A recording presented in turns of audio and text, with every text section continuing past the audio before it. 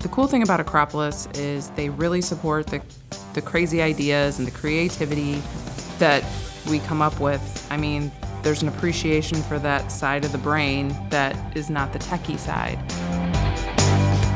The chalk wall was Tracy's idea. After he saw my portfolio, he saw some value in what we could do with this chalk wall. Welcoming clients was number one. How better to welcome a client than with old school technology? Not only do they appreciate my love of art, but also my daughter's. She came to me one night when I was sketching for the design for our front doors of the office, and she decided to sketch herself. Well, they ended up picking her sketch.